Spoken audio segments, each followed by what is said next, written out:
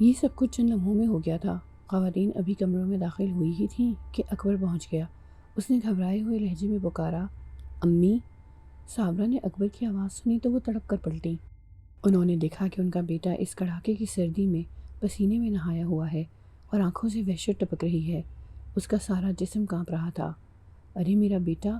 صابرہ نے اکبر کو اپنے گلے سے لگا لیا۔ کیا ہوا میرے بیٹے کو؟ اکبر ابھی کچھ کہنے کے قابل نہ تھا۔ وہ زبان سے کچھ کہنے کے لیے منہ کھولتا تو اس کی زبان لڑکھڑا کر رہ جاتی۔ کسی نے اسے ایک گلاس پانی دیا جسے اکبر اس طرح پی گیا جیسے برسوں سے پیاسا ہو۔ پانی پی کر جب ذرا اس کی کچھ حالت سدھری تو اس نے صابرہ سے کہا، امی وہاں نیلم نہیں ہے، 2 چڑیلیں بیٹھی ہیں۔ اکبر تجھے کیا ہو گیا ہے؟ کیا بکواس کر رہا ہے؟ صابرہ نے اکبر کو تیز نظروں سے دیکھتے ہوئے کہا، امی میں سچ کہہ رہا ہوں، وہاں نیلم نہیں ہے، وہاں 2 خوفناک عورتیں بیٹھی ہیں۔ ان کی لمبی زبانیں تھیں اور کتوں کی طرح ہل رہی تھیں۔ یہ بات سن کر وہاں جتنی عورتیں تھیں سب کی سٹی گم ہو گئی۔ کسی میں اتنی ہمت نہ رہی کہ دلہن کے کمرے میں جا کر دیکھیں۔ صابرہ ایک نڈر خاتون تھیں۔ انہیں جن بوتھوں پر یقین بھی نہ تھا، لیکن اس وقت اکبر کی حالت دیکھ کر وہ بھی ہمت نہ کر پائیں کہ تنہا اندر جا کر دیکھیں۔ انہوں نے نیلم کی امی سے مخاطب ہو کر کہا، واجدہ میرے ساتھ نیلم کے کمرے میں چلو۔ ہائے نہیں صابرہ، مجھ سے اکیلے نہیں جایا جائے گا۔ واجدہ نے سہم کر کہا، ادھر سے کسی مرد کو بلا لیتے ہیں۔ واجدہ کی یہ تجویز صابرہ کے دل کو لگی۔ اندر سے وہ بھی یہ چاہ رہی تھیں کوئی مرد ان کے ساتھ چلے۔ انہوں نے فوراً راشدہ کو اشارہ کیا، راشدہ جاؤ ذرا فرقان ماموں کو بلا لاؤ۔ راشدہ پہلے ہی ڈری ہوئی تھی، اس میں اتنی ہمت نہ تھی کہ ڈرائنگ روم تک تنہا چلی جائے۔ وہ پریشان ہو کر بولی، امی میں؟ اری تو اتنی ڈرپوک کیوں ہے؟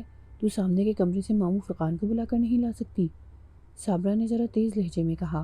پھر انہوں نے اپنی بھتیجی شکیلہ کو مخاطب کر کے کہا، شکیلہ تم اس کے ساتھ چلی جاؤ۔ راشدہ اور شکیلہ دونوں مل کر کمرے سے نکلیں۔ مرد جس کمرے میں ٹھہرائے گئے تھے وہ 15 قدم کے فاصلے پر تھا۔ یہ دونوں ایک دوسرے کا ہاتھ پکڑے راہداری سے گزری۔ ڈرائنگ روم کا دروازہ کھلا تھا لیکن اندر اندھیرا تھا۔ ان دونوں میں سے کسی کی ہمت نہ ہوئی کہ اندھیرے کمرے میں اندر جائیں۔ اندر جا کر لائٹ جلائیں اور پھر یہ دیکھیں کہ فرقان ماموں کہاں سوئے ہوئے ہیں۔ کمرے سے فرنیچر نکال کر فرش کر دیا گیا تھا اور فرش پر بستر بچھا دیے گئے تھے۔ سب لوگ کمبل اور لحاف اوڑھے لمبے لمبے پڑے تھے۔ اندھیرے میں ایسا لگ رہا تھا جیسے برابر قبریں بنی ہوں۔ شکیلہ اندر تو اندھیرا ہے، اندر کیسے جائیں؟ راشدہ نے پوچھا۔ تجھے معلوم ہے لائٹ کا سوئچ کہاں ہے؟ شکیلہ نے پوچھا۔ نہیں مجھے نہیں معلوم۔ فرقان ماموں دروازے کے نزدیک ہی سوئے ہوئے تھے۔ ابھی وہ پوری طرح سو نہ پائے تھے کہ ان لڑکیوں کی آوازیں سن کر ان کی آنکھ کھل گئی۔ انہوں نے اپنے چہرے سے لحاف ہٹایا تو دیکھا دروازے میں راشدہ اور شکیلہ کھڑی ہیں۔ وہ فوراً اٹھ کر بیٹھ گئے۔ بھائی کیا ہوا؟ ماموں فرقان کی اچانک آواز سن کر لڑکیاں اور ڈر گئیں۔ وہ ایک دوسرے کے قریب ہو گئیں۔ راشدہ خیریت تو ہے؟ فرقان ماموں لحاف سے نکلتے ہوئے بولے۔ فرقان ماموں جلدی چلیے، آپ کو امی نے بلایا ہے۔ راشدہ نے جلدی سے کہا۔ اچھا چلو، کہاں ہے تمہاری امی؟ فرقان ماموں نے کمرے سے نکلتے ہوئے کہا۔ ماموں فرقان جب راشدہ اور شکیلہ کی 7 خواتین کے کمرے میں پہنچے تو انہیں احساس ہوا کہ معاملہ کچھ سنگین ہے۔ ساری خواتین کے چہرے پر جو ہوائیاں اڑی ہوئی تھیں۔ پھر سب سے عجیب بات یہ تھی کہ دولہا میاں بھی ان خواتین کے درمیان موجود تھے، جبکہ انہیں یہاں نہیں ہونا چاہیے تھا۔ اکبر بھی حانق بنا ہوا تھا۔ ماموں فرقان کو دیکھ کر سب کے چہروں پر ایک اطمینان کی لہر ابھری۔ اکبر کیا ہوا؟ ماموں فرقان نے براہ راست اکبر سے سوال کیا۔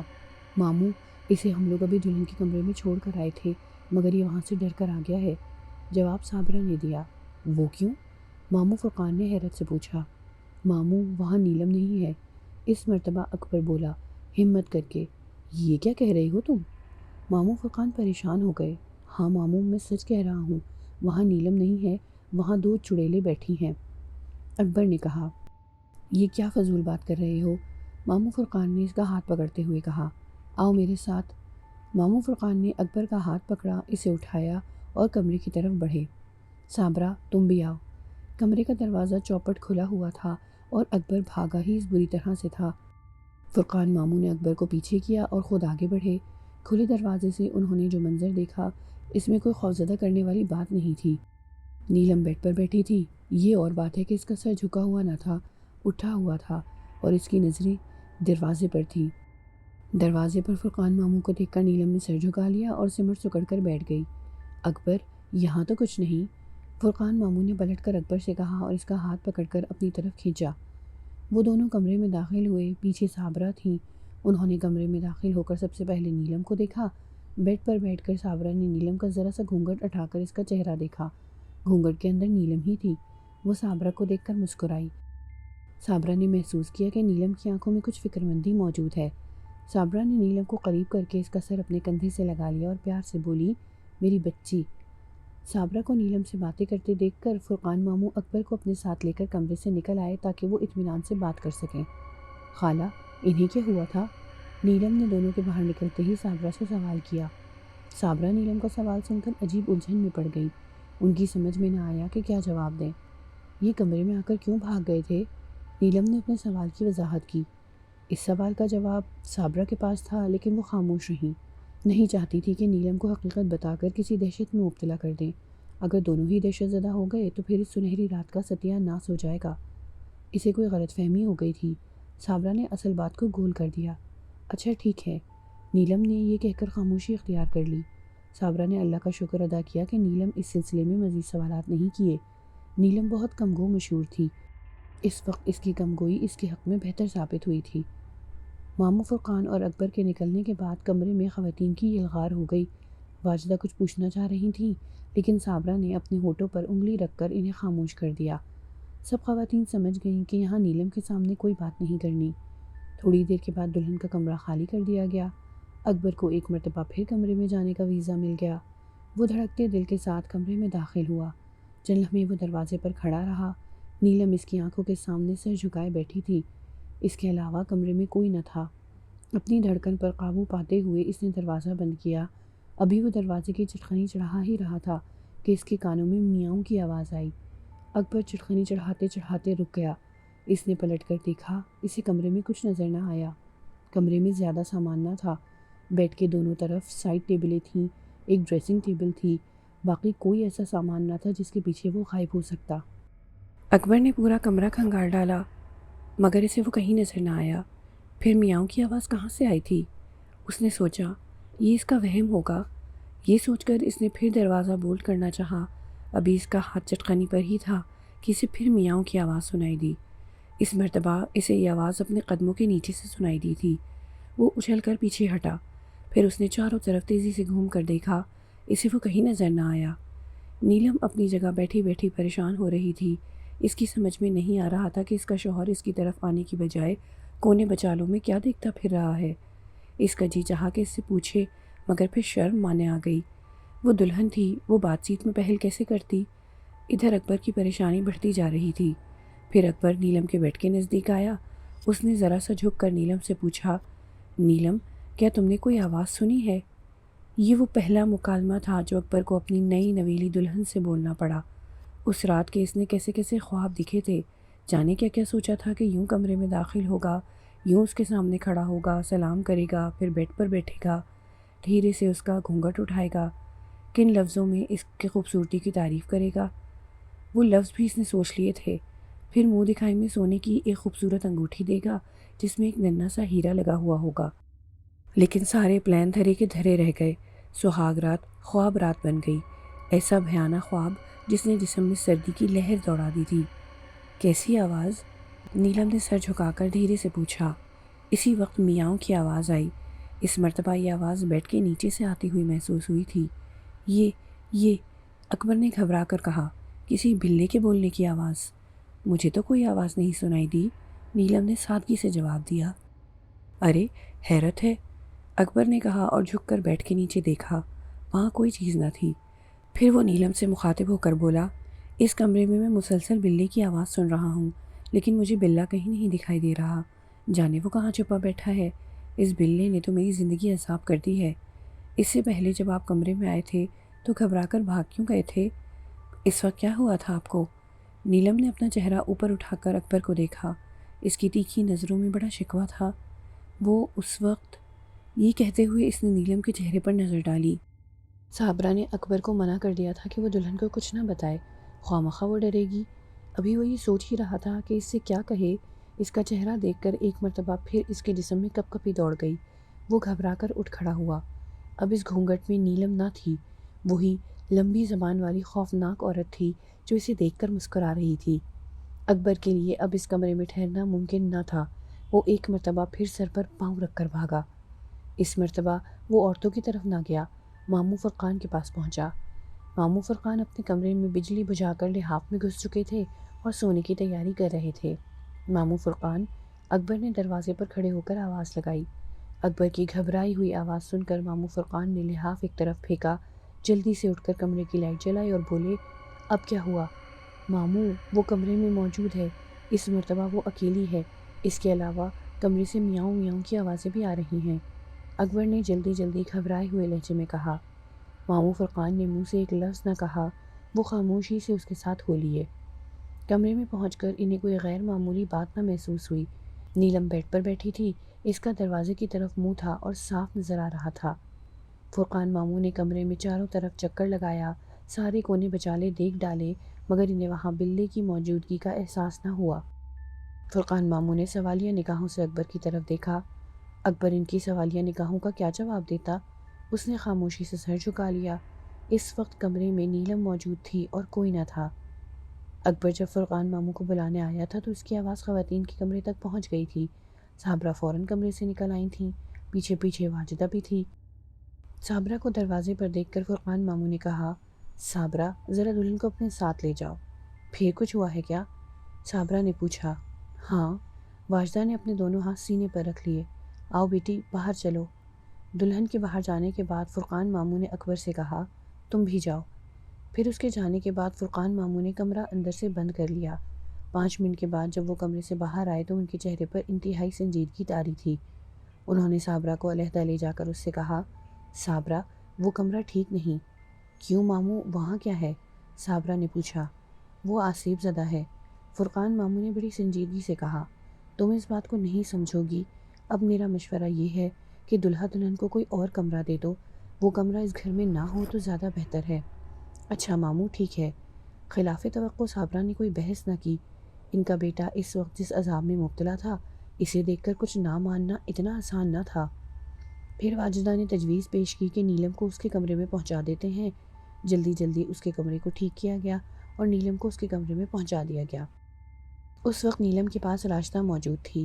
وہ اسے بٹھا کر اس کا گھونگھٹ وغیرہ درست کر رہی تھی۔ نیلم نے راجدہ سے پوچھا، راجدہ، یہ سب کیا ہو رہا ہے؟ مجھے تو معلوم نہیں، راجدہ نے صاف جھوٹ بولا۔ امی سے پوچھ کر بتا دوں گی۔ آؤ راجدہ، باہر آ جاؤ۔ صابرہ نے کمرے کے دروازے پر کھڑے ہو کر اسے آواز دی۔ اچھا آئی امی؟ راجدہ نے اٹھتے ہوئے کہا۔ اچھا بھابھی، صبح تک کے لیے خدا حافظ۔ خدا حافظ، نیلم نے مسکرا کر کہا۔ راجدہ کے جانے کے بعد نیلم کی نظریں کھلے دروازے پر بچھ گئیں۔ پھر اسے بھاری قدموں کی آواز سنائی دی۔ اکبر اس طرف آ رہا تھا۔ اس نے فوراً اپنا سر جھکا لیا اور گچھڑی بن کر بیٹھ گئی۔ اکبر کھلے دروازے میں داخل ہوا، 2 قدم آگے بڑھ کر رک گیا۔ اس مرتبہ اس نے فوراً پلٹ کر دروازہ نہیں بند کیا۔ وہ دودھ کا جلا تھا، اس لیے چھاچھ بھی پھونک پھونک کر پی رہا تھا۔ کچھ لمحے کھڑے ہو کر وہ نیلم کو دیکھتا رہا۔ نیلم سر جھکائے گچھڑی بنی بیٹھی تھی۔ ابھی تک اس میں کوئی تبدیلی نہ آئی تھی۔ نیلم، اکبر نے دور ہی سے کھڑے ہو کر اسے آواز دی۔ اس کی آواز سن کر نیلم نے سر اٹھایا اور آہستہ سے بولی، جی۔ اس کے سر اٹھانے پر اس کے چہرے کا خاصا حصہ اسے نظر آیا تھا۔ وہ نیلم ہی تھی، یہاں تک خیریت تھی۔ پھر اکبر نے نظریں گھما کر کمرے کا جائزہ لیا، شاید وہ کہیں اسے بیٹھا نظر آ جائے، لیکن اس وقت وہ کمرے میں نہ تھا۔ اکبر نے احتیاطاً کمرے کے وہ کونے بچالے بھی دیکھ ڈالے جہاں اس کے ہونے کا امکان ہو سکتا تھا، وہ کہیں نہ تھا۔ کمرے میں اس کی آواز بھی سنائی نہ دی تھی۔ اب اکبر کو کچھ اطمینان ہوا، ہوائیاں اڑتے چہرے پر تھوڑی سی خوشی لہرائی۔ اب وہ پلٹ کر دروازے کی طرف بڑھا، دروازہ بند کیا۔ دروازے کو لاک کرنے سے پہلے اس نے ایک نظر نیلم کو دیکھا، وہ اپنی جگہ پر تھی۔ تب اس نے دروازہ لاک کر دیا اور مسکراتا ہوا واپس نیلم کی طرف بڑھا۔ آگے بڑھتے ہوئے اس نے اپنی کلائی پر بندھی گھڑی پر نظر ڈالی۔ 3 بج رہے تھے، رات کا آخری پہر تھا۔ ٹھٹھرتی سرد رات اب آخری دموں پر تھی۔ اکبر کو اس سنہری رات کے ضائع ہونے کا بڑا دکھ تھا۔ ایسی راتیں زندگی میں بار بار کہاں آتی ہیں؟ ایسی راتوں کے لڑکے خواب دیکھتے ہیں۔ شادی کی پہلی رات کس قدر سحر انگیز ہوتی ہے۔ یہ رات بڑے انتظار کے بعد آتی ہے۔ قدم قدم پر دل دھڑکتا ہے، ہر آہٹ پر دل اچھلتا ہے۔ آنکھیں بند ہو جاتی ہیں، تب کان آنکھیں بن جاتے ہیں، جو دیکھتے بھی ہیں اور سنتے بھی ہیں۔ گویا سارے حواس سماعت میں سمٹ آتے ہیں۔ ہر آواز پر دل کی دھڑکن تیز ہو جاتی ہے، ہر آواز میں ان کی خوشبو آتی ہے۔ آج وہی رات تھی جو زندگی کے زنگ آلود تالوں کو کھولتی ہے، دل کی کلیاں کھلاتی ہے، محبت کی پھوار پڑتی ہے تو ہر طرف خوشیاں ہی خوشیاں رقصاں ہوتی ہیں۔ اکبر اور نیلم کے ساتھ قسمت نے عجیب کھیل کھیلا تھا۔ وہ ایک ہونے کے باوجود ایک نہ ہو سکے تھے، ایک بندھن میں بندھنے کے باوجود ان میں صدیوں کے فاصلے تھے۔ خوشی جیسے ان سے روٹھ گئی تھی۔ خوف و ہراس کا چاروں طرف راج تھا۔ گھر اور کمرہ تبدیل ہونے کی وجہ سے اکبر کو امید تھی کہ آئندہ اسے خوشی کے لمحات میسر آ جائیں گے۔ نیلم کو پانے کا خواب شرمندہ تعبیر ہو جائے گا۔ ابھی کچھ نہ بگڑا تھا، ابھی وقت تھا۔ یہ ٹھیک ہے کہ رات اپنے پر سمیٹ رہی تھی، اڑنے کے لیے پر تول رہی تھی، لیکن اسے اڑتے اڑتے بھی وقت لگتا۔ ابھی 3 بجے ہیں، ابھی سپیدہ سحر نمودار ہونے میں کچھ وقت تھا۔ اتنا وقت ضرور تھا کہ وہ اپنا حالی دل بیڈ پر بیٹھ کر نیلم کو سنا سکے۔ اکبر نے نیلم کا پری چہرہ آہستہ آہستہ اوپر اٹھایا، پھر اس کا گھونگھٹ پلٹ دیا۔ اچانک کمرے میں روشنی ہو گئی، نیلم کا چہرہ چاند کی طرح جگمگا اٹھا۔ اکبر اس کے ملکوتی حسن میں کھو سا گیا۔ اس کے منہ سے بے اختیار نکلا، ماشاء اللہ۔ نیلم نے شرما کر اپنے چاند چہرے کو بازو کے حصار میں چھپا لیا۔ نیلم کے بدن میں ہلکی ہلکی لرزش تھی۔ نیلم، تم اس قدر حسین کیوں ہو؟ اکبر نے بڑے والہانہ انداز میں کہا۔ یہ حسن تم نے کہاں سے پایا؟ تم اس دنیا کی لگتی ہی نہیں۔ ایسا معلوم ہوتا ہے کہ جیسے کوہ قاف سے آئی ہو، میرے لیے اتری ہو، میری نیلم پری۔ یہ کہہ کر اکبر نے اس کا ریشمی ہاتھ اپنے ہاتھ میں لے لیا۔ میں اتنی خوبصورت کہاں؟ نیلم نے اپنے یاقوتی لب کھولے، اس کی آواز میں بڑا سحر تھا۔ آپ کو شاید کسی نے بہکا دیا ہے۔ مجھے کسی نے نہیں بہکایا، مجھے تمہارے حسن نے بہکا دیا ہے۔ میں نے تمہارے کتنے خواب دیکھے، تمہیں پانے کی کیسی کیسی آرزوئیں کی ہیں، تم کیا جانو؟ میں تمہیں پانے کی خوشی میں ہزاروں میل کا سفر طے کر کے آیا ہوں۔ اس پتھر وقت کو جو کسی طرح آگے کھسکتا ہی نہ تھا، کس طرح گزارا ہے، تم کیا جانو؟ اکبر کے لہجے کی سچائی اس کے دل پر اثر کر رہی تھی۔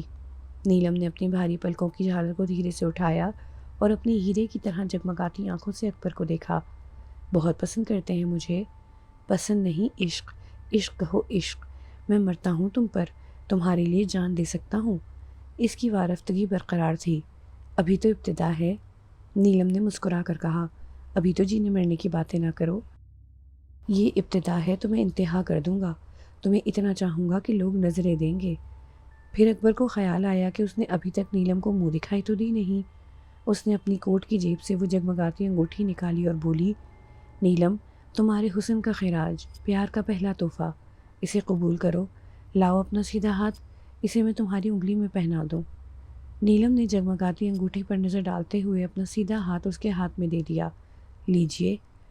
ابھی اکبر نے وہ جگمگاتی انگوٹھی اس کی انگلی میں پہنائی ہی تھی کہ وہ اکبر کے ہاتھ پر گری۔ وہ ایک موٹی سی کالی سی خوفناک چھپکلی تھی۔ اکبر نے فوراً اپنا ہاتھ جھٹک دیا۔ نیلم چیخ مار کر کھڑی ہو گئی اور پھر بیڈ سے زمین پر کود گئی۔ اس کی انگلی سے انگوٹھی نکل کر دور جا گری۔ اکبر بھی فوراً اچھل کر کھڑا ہو گیا۔ اس نے دیکھا کہ وہ چھپکلی بیڈ پر پڑی ہے۔ نیلم خوف سے لرزتی ہوئی اکبر کے پیچھے آ گئی۔ اس نے اکبر کے دونوں بازو تھام لیے تھے۔ اکبر، اسے مارو، وہ گھبرا کر چیخی۔ کس چیز سے ماروں؟ اکبر نے پریشان ہو کر ادھر ادھر دیکھا۔ میرا سینڈل لے لو، نیلم نے کہا۔ اسے بیڈ پر مارا تو چادر خراب ہو جائے گی، اکبر نے سینڈل اٹھاتے ہوئے کہا۔ ہو جانے دو، اسے فوراً مار دو، دیکھو یہ کہیں بھاگ نہ جائے، نیلم نے خوفزدہ لہجے میں کہا۔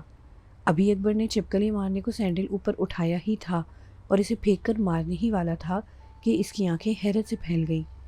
اکبر، یہ کیا؟ نیلم نے اس کے بازو سے جھولتے ہوئے کہا۔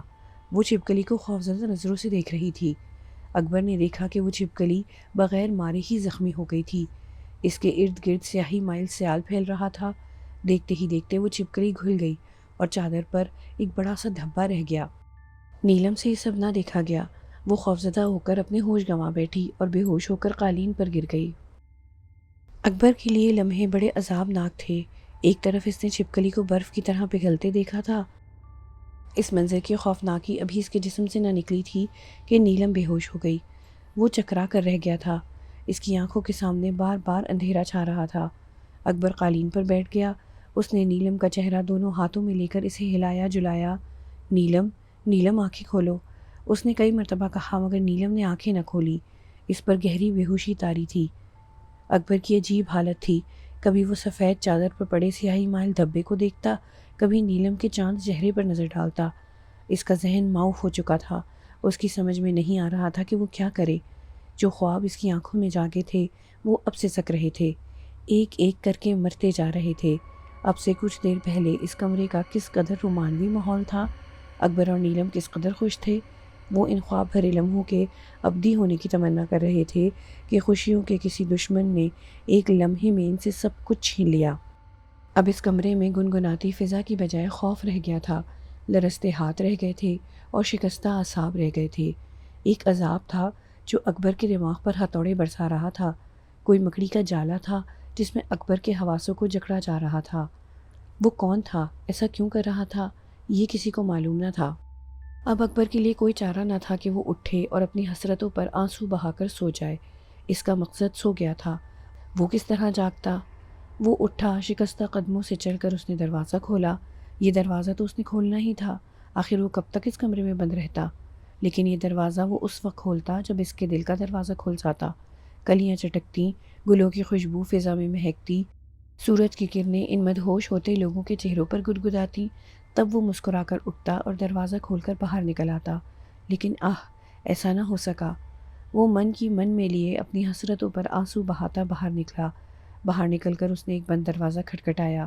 اسے نہیں معلوم تھا کہ اس کمرے میں کون سو رہا ہے، لیکن اسے یہ ضرور معلوم تھا کہ کوئی سو ضرور رہا ہے۔ دروازہ فوراً ہی کھل گیا۔ دروازے پر واجدہ نمودار ہوئیں، ان کے پیچھے صابرہ تھی۔ اکبر کو دروازے پر دیکھا تو دونوں کا دل دھک سے رہ گیا۔ انہوں نے قیاس کر لیا کہ پھر کچھ ہوا ہے۔ کیا ہوا؟ دونوں کے منہ سے بیک وقت نکلا۔ وہ نیلم بے ہوش ہو گئی ہے۔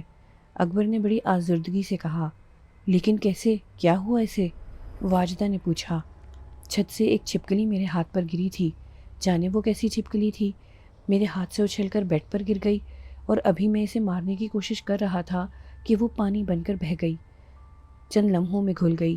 چادر پر ایک سیاہی مائل دھبا رہ گیا ہے۔ نیلم اس منظر کو دیکھ کر بے ہوش ہو گئی۔ اکبر نے جلدی جلدی ساری رودات سنا دی۔ ہائے میرے اللہ! واجدہ نے اپنا دل تھام لیا۔ ارے فیاض کو اٹھاؤ، یہ کیا ہو رہا ہے؟ صابرہ نے فکر مند ہو کر کہا۔ جاؤ ذرا اپنے باپ کو بلا لاؤ۔ پھر تھوڑی دیر میں یہاں سے وہاں تک سب اٹھ گئے۔ نیلم کے والد بھی اٹھ گئے، فرقان ماموں کو بھی بلا لیا گیا، کچھ خواتین بھی اٹھ گئیں۔ بابر علی گہری نیند سو رہے تھے، انہیں نہ اٹھایا گیا۔ نیلم کے منہ پر ہلکے ہلکے پانی کے چھینٹے دیے گئے، اسے ہلایا جلایا گیا۔ تھوڑی دیر بعد اس نے آنکھیں کھول دیں۔ آنکھیں کھلیں تو اس نے خود کو اپنی ماں کی گود میں پایا۔ پھر ادھر ادھر نظریں گھمائیں تو کمرے میں بہت سے لوگوں کو پایا۔ وہ فوراً اٹھ کر بیٹھ گئی۔ لیٹی رہو بیٹی، واجدہ نے پھر اسے اپنی گود میں لٹانا چاہا۔ نہیں امی، میں ٹھیک ہوں۔ نیلم تو ہوش میں آ گئی، ٹھیک ہو گئی۔ پھر وہ چھپکلی موضوع بحث بن گئی۔ چھپکلی کا معمہ حل نہ ہو سکا۔ یہ کس قسم کی چھپکلی تھی؟ کہاں سے آئی تھی؟ کس طرح اس کے ہاتھ پر گری؟ پھر چند لمحوں میں کیسے سیال مادے میں تبدیل ہو گئی؟ سب سوچتے رہے، اپنی اپنی کہتے رہے، لیکن کسی نتیجے پر نہ پہنچ سکے۔ اس گفتگو کے دوران وہ باتیں بھی نیلم کے سامنے آ گئیں جو اب تک اس سے چھپی ہوئی تھیں، جو اب تک اس لیے نہیں بتائی گئی تھیں کہ وہ ڈر جائے گی، دہشت زدہ ہو جائے گی۔ ٹرین سے اب تک کے واقعات جب نیلم کے سامنے آئے تو وہ واقعی خوفزدہ ہو گئی۔ وہ اپنی ماں کے قریب ہوتے ہوئے بولی، امی مجھے اکیلا نہ چھوڑیں، میرے ساتھ رہیں۔ اذان کب کی ہو چکی تھی، ہر سو روشنی پھیلنے والی تھی، اب اسے چھوڑنے کا کیا جواز تھا بھلا؟ واجدہ کے کچھ کہنے سے پہلے صابرہ نے کہا، نہیں بیٹی تم پریشان نہ ہو، میں رہوں گی تمہارے پاس۔ یہ اکبر کہاں ہے؟ واجدہ کو اپنے داماد کی فکر ہوئی۔ وہ ماموں فرقان کے بستر میں گھسے ہوئے ہیں، راشدہ نے بتایا۔ ارے ادھر فیاض کے کمرے میں لیٹ جاتے، واجدہ نے کہا، جاؤ بلا لاؤ۔ راشدہ میں اتنی ہمت نہ تھی کہ وہ تنہا اس مکان سے اس مکان میں چلی جاتی۔ وہ بولی، خالہ میں اکیلی کیسے جاؤں؟ ویسے وہ اب تک سو چکے ہوں گے، وہ نیند کے بہت پکے ہیں۔ تب واجدہ نے فیاض حسین کو ادھر بھیجا اور دوسرے مکان میں پہنچے تو اکبر واقعی ماموں فرقان کے بستر میں گھسا سو رہا تھا۔ ماموں فرقان نماز پڑھنے کے بعد تسبیح پڑھ رہے تھے۔ فیاض نے بے خبر سوتے ہوئے اپنے داماد کو اٹھانا مناسب خیال نہ کیا، وہ خاموشی سے واپس آ گئے۔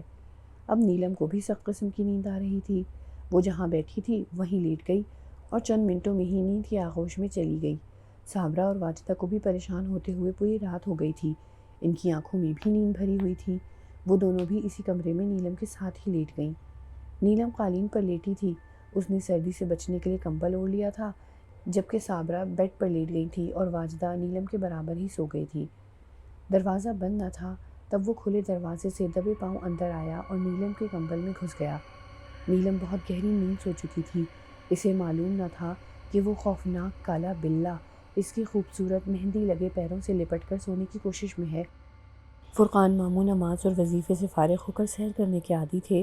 انہوں نے اپنے کانوں سے مفلر اچھی طرح لپیٹا، کوٹ پہنا، پھر بھی سردی محسوس ہوئی تو ایک ہلکا سا کمبل اوڑھ لیا اور مکان سے باہر نکل گئے۔ باہر کہر چھائی ہوئی تھی، اسٹریٹ لائٹ ابھی تک جل رہی تھی۔ وہ اپنے منہ سے بھاپ اڑاتے تیز تیز سڑک پر چلنے لگے۔ تقریباً سنسان سڑک تھی، اکا دکا گاڑی کبھی گزر جاتی۔ ابھی وہ زیادہ دور نہ گئے ہوں گے کہ انہوں نے محسوس کیا کہ جیسے ان کے پیچھے کوئی آ رہا ہے۔ بھاری قدموں کی آواز آ رہی تھی اور یہ بھاری قدم فرقان ماموں کے نزدیک سے نزدیک تر ہوتے جا رہے تھے۔ فرقان ماموں نے پیچھے پلٹ کر دیکھا۔ گہری دھند میں انہیں بس ایک ہیولا سا نظر آیا۔ شاید وہ کسی گہرے رنگ کے کمبل میں لپٹا ہوا تھا۔ اب وہ ان کے بالکل نزدیک آ گیا تھا۔ 2-4 قدم کا فاصلہ رہ گیا تھا، پھر یہ فاصلہ بھی مٹ گیا اور وہ ان کے برابر آ گیا۔ فرقان ماموں نے اس کے چہرے پر نظر ڈالی، لیکن وہ نظر نہ آ سکا کیونکہ اس نے کمبل اس طرح اوڑھا ہوا تھا کہ چہرے پر چھوٹا سا گھونگھٹ بن گیا تھا۔ اب وہ ان کے برابر چل رہا تھا۔ فرقان ماموں نے اپنی رفتار ذرا دھیمی کر لی تاکہ وہ آگے نکل جائے، لیکن وہ آگے نہ نکلا۔ اس نے بھی اپنی رفتار کم کر لی۔ وہ 10-15 قدم خاموشی سے ان کے ساتھ چلا۔ 2-3 بار اس نے مڑ کر فرقان ماموں کو دیکھا، جیسے وہ ان کی صورت پہچاننے کی کوشش کر رہا ہو۔ پھر اچانک بولا، آپ فیاض حسین کے گھر سے نکلے ہیں؟ میں فیاض کے گھر سے نہیں بلکہ ان کے برابر والے مکان سے نکلا ہوں۔ فرقان ماموں نے جواب دیا، ایک ہی بات ہے۔ اس شخص نے لاپرواہی سے کہا، بارات میں آئے ہوئے ہیں؟ جی ہاں، فرقان ماموں بولے۔ آپ لڑکے کے کون ہیں؟ سوال پوچھا گیا۔ میں لڑکے کا رشتے میں دادا لگتا ہوں، لیکن وہ مجھے کہتا ماموں ہے۔ اور وہ کیا، مجھے تو سبھی ماموں کہتے ہیں۔ آپ بھی چاہیں تو ماموں کہہ لیں۔ ویسے میں اکبر کے باپ بابر کا سگا ماموں ہوں۔ ماموں فرقان نے ہنستے ہوئے اپنا تعارف کرایا۔ میں نے تو اپنا تعارف کروا دیا، اب آپ فرمائیں آپ کون ہیں؟ میں فیاض کا پڑوسی ہوں، میرا نام دلدار بٹ ہے۔ جس مکان میں بارات ٹھہری ہے میں اس مکان کے سامنے رہتا ہوں۔ آپ کو گھر سے نکلتے دیکھ کر میں بھی آپ کے پیچھے ہو لیا۔ آپ کو شاید میری طرح صبح سیر کرنے کی عادت ہے۔ جی ہاں، نماز پڑھ کر میں 1-2 میل پیدل چلنے کا عادی ہوں۔ فرقان ماموں نے سادگی سے کہا، آپ کراچی سے آئے ہیں؟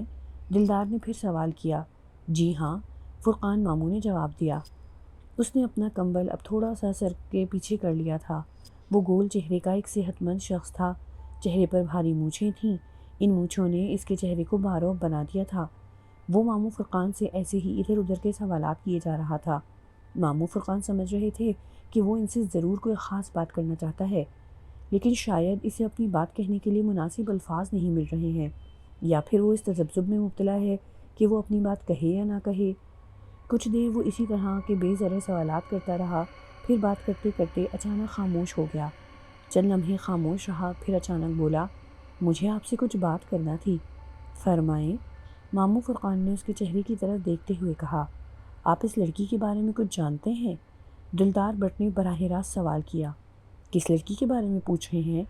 فرقان ماموں فوراً محتاط ہو گئے۔ میں نیلم کی بات کر رہا ہوں جناب، دلدار نے سیدھے اور صاف لہجے میں کہا۔ دیکھیے دلدار صاحب، اگر آپ اس لڑکی کے بارے میں مجھے کچھ بتانا چاہتے ہیں تو براہ کرم اب کچھ نہ بتائیے۔ اس لڑکی کی شادی ہو چکی ہے، وہ اب جیسی بھی ہے ہماری بہو ہے، ہماری عزت ہے۔ فرقان ماموں نے اس کا منہ بند کرنے کی کوشش کی۔ فرقان ماموں نے دنیا دیکھ رکھی تھی، وہ جانتے تھے کہ ایسے موقعوں پر پاس پڑوس کے لوگ کیا گل کھلایا کرتے ہیں۔ گھر کا بیدی ہمیشہ لنگر ڈھانے کی کوشش کرتا ہے، اور بعض اوقات پڑوسی بھی اسی قسم کا کردار ادا کرنے کی کوشش کرتے ہیں۔ جناب، آپ مطمئن رہیں، میں آپ کی بہو پر کسی قسم کی کیچڑ نہیں اچھالنا چاہتا۔ آپ مجھے غلط سمجھے ہیں، میں تو صرف آپ کی معلومات میں اضافہ کرنا چاہتا تھا۔ دلدار نے بات صاف کرنے کی کوشش کی۔ اچھا، کہیے کیا کہنا چاہتے ہیں؟ بالآخر ماموں فرقان سننے کے لیے تیار ہو گئے۔ آپ کو یہ تو معلوم ہوگا کہ نیلم فیاض حسین کی اکلوتی اولاد ہے، دلدار نے کہنا شروع کیا۔ جی ہاں، معلوم ہے، فرقان ماموں نے فوراً جواب دیا۔ ان کی سمجھ میں نہیں آ رہا تھا کہ وہ چاہتا کیا ہے۔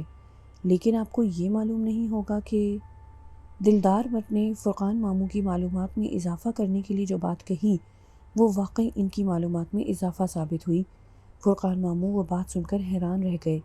وہ بار بار یہی کہتے رہے، یہ نہیں ہو سکتا، ایسا کیسے ہو سکتا ہے؟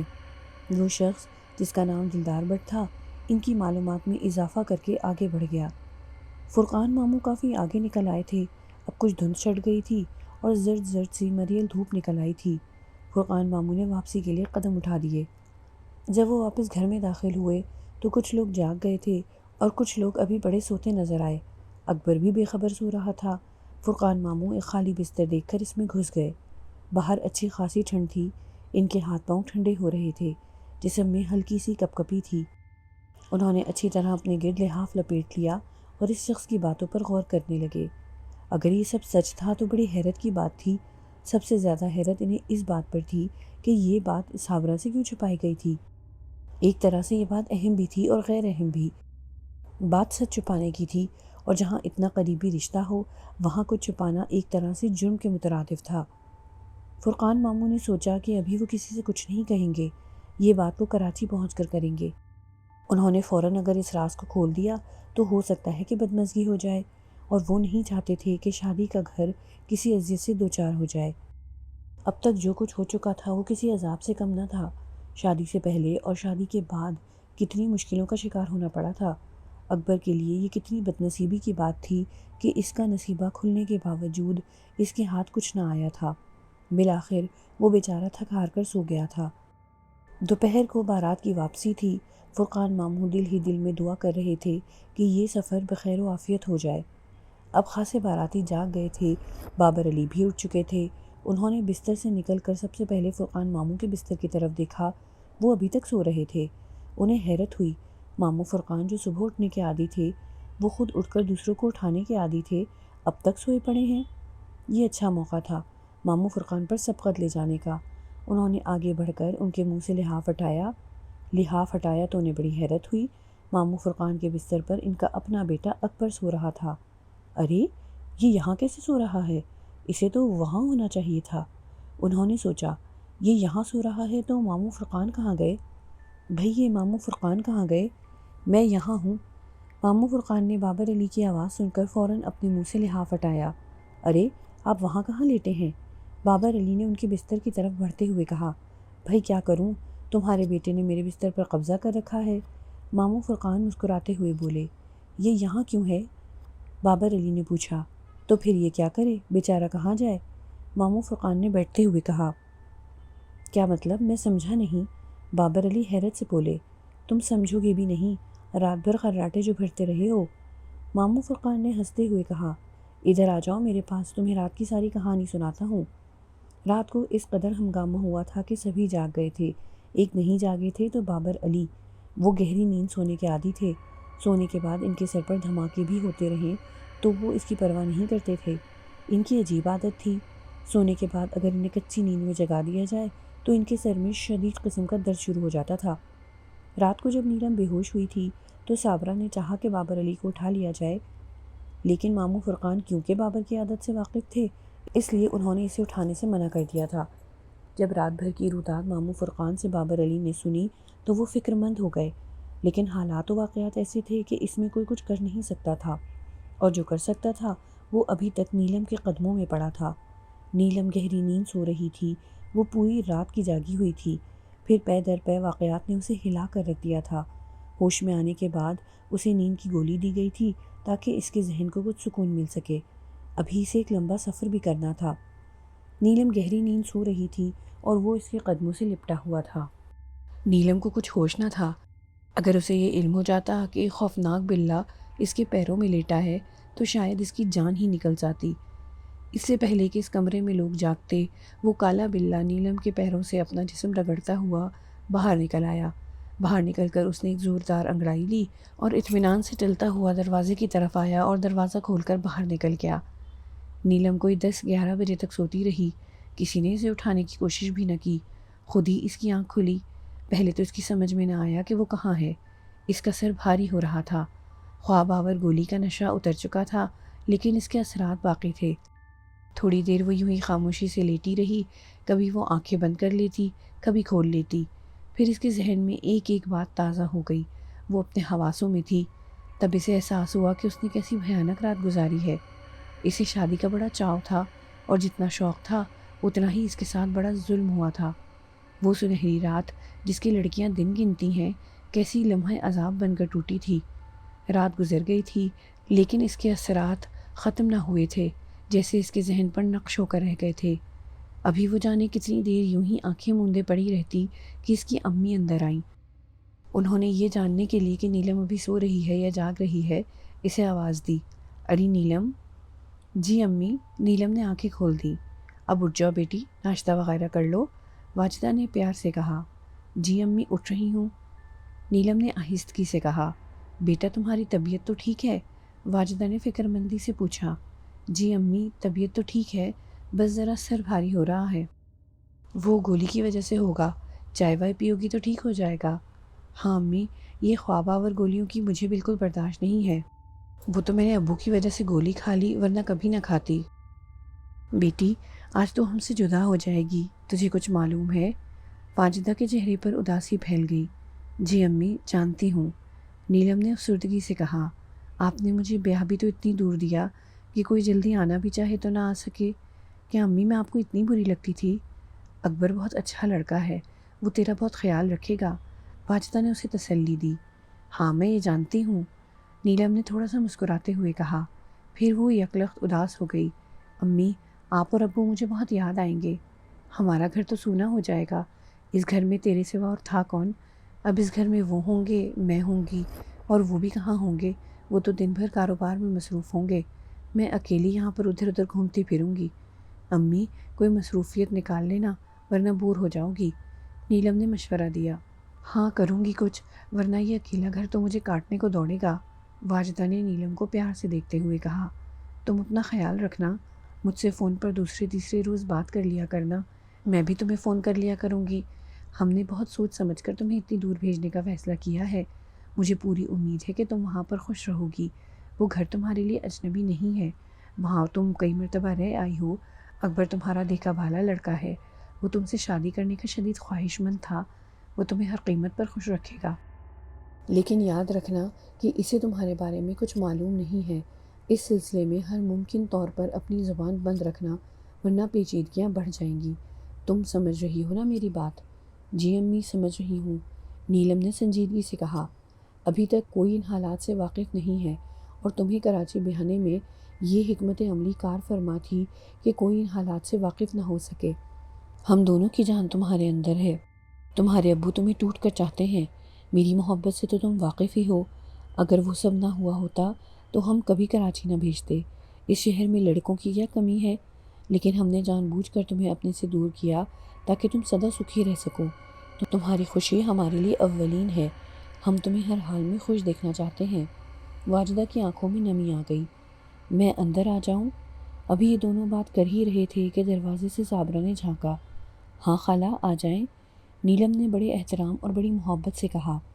بھائی کوئی پرائیویٹ بات تو نہیں ہو رہی تھی؟ صابرہ نے چھیڑا۔ جی ہاں بڑی پرائیویٹ قسم کی بات ہو رہی تھی، نیلم نے ہنس کر کہا۔ تو پھر میں واپس لوٹ جاؤں؟ صابرہ نے نیلم کو دیکھتے ہوئے کہا۔ ارے خالہ کمال کرتی ہیں آپ بھی، نیلم سنجیدہ ہو گئی۔ نیلم تو مذاق کر رہی تھی، واجدہ نے ہنس کر کہا۔ کیا ہمارے درمیان کوئی ایسی بات بھی ہو سکتی ہے جو تم سے چھپائی جائے، راز رکھی جائے؟ ہاں ہو سکتی ہے، ماں بیٹیوں میں ہزار باتیں ایسی ہو سکتی ہیں جو چھپائی جائیں، یہاں چھپانے کو کچھ نہیں ہے۔ ایک نیلم تھی جسے اب تک اپنے کلیجے میں چھپائے رکھا تھا، تم سے یہ بھی نہ دیکھا گیا، آخر ہم سے چھین کر لے چلی جانا اپنے ساتھ۔ واجدہ نے بات کا رخ بڑی خوبصورتی سے موڑ دیا۔ تم نے اپنے کلیجے میں چھپائے رکھا نا، ہم اسے کراچی میں لے جا کر اپنے دل میں چھپا کر رکھیں گے۔ تم کیا سمجھتی ہو ایک تم ہی محبت کرنے والی پیدا ہوئی ہو اس دنیا میں؟ صابرہ نے ہنس کر کہا۔ سن لیا تو نے، یہی بات میں تجھ سے کہہ رہی تھی کہ میری بہن تجھے اپنے دل میں چھپا کر رکھے گی۔ یہ پریشان ہو رہی تھی کیا؟ صابرہ نے پوچھا۔ نہیں پریشان نہیں ہو رہی تھی، بلکہ یہ کہہ رہی تھی کہ اتنی دور مجھے کیوں بہا دیا، آپ سے ملنے آنے میں بھی دشواری ہوگی، واجدہ نے بتایا۔ واہ نیلم تم نے خوب فکر کی، صابرہ نے نیلم کے سر پر ہاتھ رکھتے ہوئے کہا۔ جب تمہارا جی چاہے لاہور آ جانا، لاہور امریکہ میں تو نہیں ہے، لاہور پاکستان میں ہی ہے، جہاز گھنٹے سوا گھنٹے میں تمہیں یہاں پہنچا دے گا۔ کچھ دیر اور اسی طرح کی باتیں ہوتی رہیں، پھر نیلم منہ ہاتھ دھونے کے لیے اٹھ گئی۔ ناشتہ تیار تھا۔ جو لوگ باقی رہ گئے تھے ان کے ساتھ نیلم نے ناشتہ کیا۔ باقی رہنے والوں میں اکبر بھی تھا۔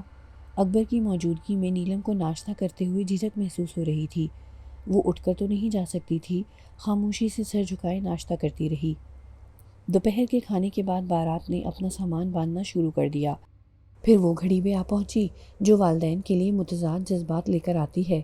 بیٹی جب گھر سے رخصت ہوتی ہے تو ایک طرف والدین کو اپنے فرض سے سبکدوش کی خوشی محسوس ہوتی ہے، دوسری طرف انہیں اپنے لخت جگر سے دور ہو جانے کا غم کسی عذاب سے کم نہیں ہوتا۔ لڑکیاں پرائی ہوتی ہیں، انہیں ایک دن گھر ہی جانا ہوتا ہے۔ بابل کے آنگن کی چڑیوں کو ایک دن اڑنا ہی ہوتا ہے۔ نیلم اپنے ابو امی کے گلے لگ کر خوب روئی، اس طرح کہ اس کی ہچکیاں بن گئیں، بری حالت ہو گئی۔ ماں باپ سے دور ہونے کا غم ایک دم ہی بارش کی طرح برسا تھا۔ وہ بہت دور جا رہی تھی، یہ احساس شدت سے اس کی روح کی گہرائیوں میں اتر گیا تھا۔ رو دھو کر وہ گاڑی میں بیٹھی، اس کے پاس اب جس نے زندگی بھر اس کے آنسو پہنچنے تھے۔ ایک رشتہ ٹوٹا تھا تو دوسرا جڑ گیا تھا، ایک گھر چھوٹا تھا تو دوسرا مل گیا تھا۔ یہ وہ گھر تھا جہاں اس نے اب ہمیشہ رہنا تھا۔ گارڈ نے جھنڈی دکھائی، گاڑی نے رینگنا شروع کر دیا۔ اچانک ہی وہ کالا بلہ کہیں سے نمودار ہوا اور چلتی ٹرین میں چھلانگ لگا کر ایک ڈبے میں چڑھ گیا۔ فرقان ماموں کھڑکی کے نزدیک بیٹھے تھے۔ گاڑی چلی تو انہوں نے کھڑکی سے باہر منہ نکال لیا اور ایسے ہی باہر کی طرف دیکھنے لگے۔ تب ان کی نظر اس کالے بلے پر پڑی۔ انہوں نے اسے برابر والے ڈبے میں چڑھتے دیکھ لیا تھا۔ گاڑی نے اب رفتار پکڑ لی تھی۔ ماموں فرقان نے اپنا سر کھڑکی کے اندر کیا اور فکر مندی سے بابر علی کو دیکھنے لگے۔ بابر علی ان کے سامنے والی سیٹ پر بیٹھے تھے۔ کیا ہوا ماموں؟ بابر علی نے ان کی پریشانی پر فکر کی لکیریں دیکھ لی تھیں۔ انہوں نے پوچھا، آؤ میرے ساتھ۔ ماموں نے برتھ سے اٹھتے ہوئے کہا، ادھر چل کر بات کرتے ہیں۔ بابر علی فوراً ہی ان کے ساتھ ہو لیے۔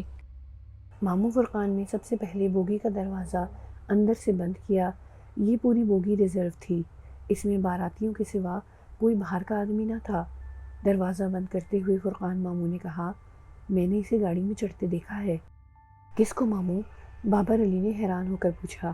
کالے بلے کو، ماموں فرقان نے آہستہ سے کہا۔ کون سا کالا بلہ؟ بابر علی کی کچھ سمجھ میں نہ آیا۔ یہ وہی بلہ ہے جو ہمارے ساتھ لاہور گیا تھا، اب یہ پھر ہمارے پیچھے لگ گیا ہے۔ بوگی کی ساری کھڑکیاں اور دروازے بند کر دو تاکہ وہ بلہ اس بوگی میں نہ آ سکے، اور یہ بات کسی کو بتانی بھی نہیں ہے، میں اسی لیے تمہیں اپنے ساتھ اٹھا کر لایا ہوں، ماموں فرقان نے کہا۔ کھڑکیاں دروازے تو خیر بند کر دیے گئے، لیکن بوگی کے درمیان کے دروازے جو ایک بوگی کو دوسری بوگی سے ملاتے ہیں اور جن سے بیرے اور ٹکٹ چیکر وغیرہ گزرتے رہتے ہیں، انہیں بند کرنا آسان نہ تھا۔ ان دروازوں پر نظر رکھنے کے لیے ضروری تھا کہ وہاں کوئی آدمی مستقل بیٹھے اور نگرانی کا کام لڑکے ہی اچھی طرح کر سکتے تھے۔ لہٰذا اب ضروری ہو گیا تھا کہ خاندان کے 2-3 لڑکوں کو اعتماد میں لے کر انہیں کالے بلے کی نگرانی پر مامور کر دیا جائے۔ فرقان ماموں نے 2-3 لڑکوں کو منتخب کر کے انہیں صورتحال سے آگاہ کر دیا، انہیں یہ بھی بتا دیا کہ یہ کام بڑی رازداری سے کرنا ہے۔ باراتیوں کو، بالخصوص خواتین کو، یہ بات ہرگز نہیں بتانا ہے کہ وہ خبیث بلہ پھر ہمارا شریک سفر ہے، خواہ مخواہ بوگی میں خوف و ہراس پھیل جائے گا، اتنا لمبا سفر ابھی سے عذاب بن جائے گا۔ فرقان ماموں کی خفیہ فورس نے کام شروع کر دیا۔ ماموں فرقان اور بابر علی بھی بوگی کے ایک سرے سے دوسرے سرے تک چکر لگا لیتے تھے۔ نگرانی ٹھیک طرح جاری تھی۔ شام ڈھلنے لگی، پھر رات آئی۔ یہ ایک اچھی خاصی سرد رات تھی، گاڑی میں غیر معمولی سردی تھی۔ کھڑکیاں دروازے بند ہونے کے باوجود یوں محسوس ہو رہا تھا جیسے بوگی میں برف بھری ہو۔ خدا خدا کر کے یہ رات گزری، فرقان ماموں ایک لمحے کو بھی نہ سوئے۔ عشاء کی نماز پڑھ کر وہ بوگی کے درمیان میں کمبل اوڑے بیٹھے رہے۔ ان کی نظریں بوگی کے راستے پر دائیں بائیں گھومتی رہیں اور ان کے ہونٹ ہلتے رہے۔ وہ مستقل کچھ نہ کچھ پڑھتے رہے۔ دن نکلا تو انہوں نے خدا کا شکر ادا کیا، رات خیریت سے گزر گئی تھی۔ وہ کالا بلہ اس بوگی میں داخل نہ ہو سکا تھا۔ پھر وہ وقت بھی آیا جب گاڑی کراچی کے اسٹیشن میں داخل ہوئی۔ سفر تمام ہوا، سارے باراتی ایک ایک کر کے ٹرین سے اتر آئے۔ ان اترنے والوں میں ماموں فرقان بھی تھے۔ پلیٹ فارم پر کھڑے ہو کر انہوں نے دور تک جہاں تک وہ دیکھ سکتے تھے دیکھنے کی کوشش کی، لیکن وہ انہیں کہیں نظر نہ آیا۔ فرقان ماموں نے اطمینان کا سانس لیا اور پل کی سیڑھیاں چڑھنے لگے۔ بارات کو گھر تک لے جانے کے لیے اسٹیشن کے باہر ایک بس موجود تھی، لیکن بہت سے باراتی اسٹیشن سے ہی رخصت ہو گئے۔ بس میں صرف وہ لوگ رہ گئے جن کے گھر بس کے روٹ پر تھے یا گھر جانا چاہتے تھے۔ بس چلی تو کسی کو پتہ بھی نہ چلا کہ وہ کالا بلّا کب بس کے دروازے سے چھلانگ لگا کر اندر آ گیا اور پورے اطمینان سے ایک سیٹ کے نیچے پیر پھیلا کر لیٹ گیا۔ فرقان ماموں پہلے آگے بیٹھے تھے، پھر جانے کیا سوچ کر وہ پیچھے اٹھائے اور اسی سیٹ پر بیٹھ گئے جس کے نیچے بلّا لیٹا تھا۔ ان کے اور بلے کے کالے پیروں کے درمیان بمشکل سے 2-3 انچ کا فاصلہ ہوگا۔ اگر وہ کالا بلّا چاہتا تو ماموں فرقان کی ٹانگ پر اپنا پنجہ مار سکتا تھا۔ اپنے ساتھ انہوں نے بابر علی کو بھی بلا لیا تھا۔ اب وہ دونوں پیچھے بیٹھے سفر خیر و خوبی ختم ہونے پر خدا کا شکر ادا کر رہے تھے، اور نیچے وہ کالا بلّا لیٹا ہوا بار بار اپنی دم کو بس کے فرش پر مار رہا تھا، جیسے تنبیہ کر رہا ہو کہ یہ سفر ابھی شروع ہوا ہے۔